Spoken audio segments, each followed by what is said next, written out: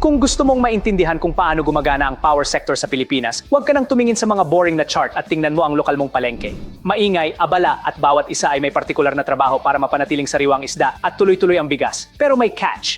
Hindi tulad ng gulay o isda, hindi mo basta-basta maiimbak ang kuryente sa istante o maitatabi sa freezer para sa susunod. Kailangan itong gawin, ibenta at ihatid sa mismong segundo na kailangan mo ito. Hi, ako si Kako Tirona at ito ang Know Your Power.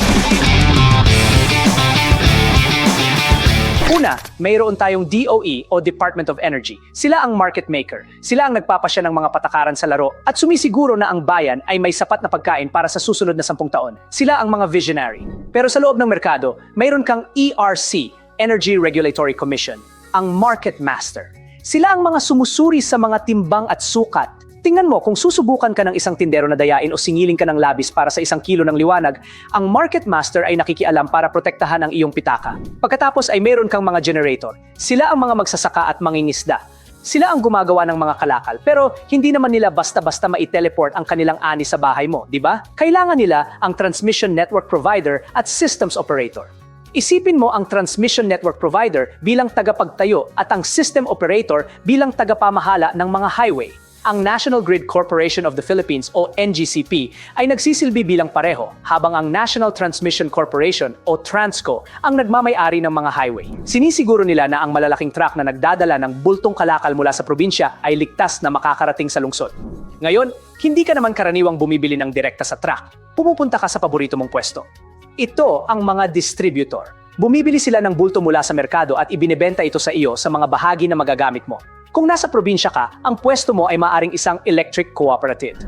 At para sa mga co-op na iyon, ang NEA o National Electrification Administration ay parang pinuno ng asosasyon ng mga tindero na sumisiguro na ang mas maliit na pwesto ay may suporta at pondo na kailangan nila para manatiling bukas. Pero paano kung isa kang malaking commercial buyer tulad ng isang malaking mall o pabrika?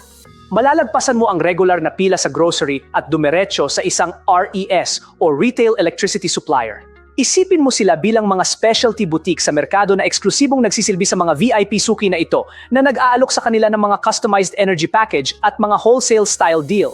Sa huli, mayroon kang IMA, ang Independent Electricity Market Operator of the Philippines na nagpapatakbo ng pang-araw-araw na auction na sumisiguro na ang lahat ay nakakakuha ng kailangan nila sa pinakamurang presyo na posible. At ang PEMSI, ang opisyal na referee para sumunod ang lahat sa mga patakaran na sumisiguro na walang nagtatago ng mga kalakal o nagmamanipula ng presyo sa likod ng mga eksena. Iniuulat nila ito sa Market Master. At kung may malaking bully na sumubok na umangkin sa buong palengke, well, doon na papasok ang PCC, ang Philippine Competition Commission. Ito ay isang malaki, abalang merkado. Pero kapag ginagawa ng lahat ang kanilang trabaho, makukuha mo ang pinakamagandang presyo para sa iyong kuryente.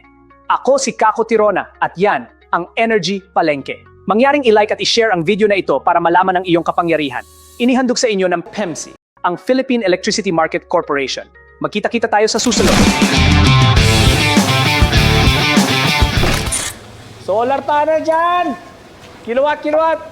Dalawa!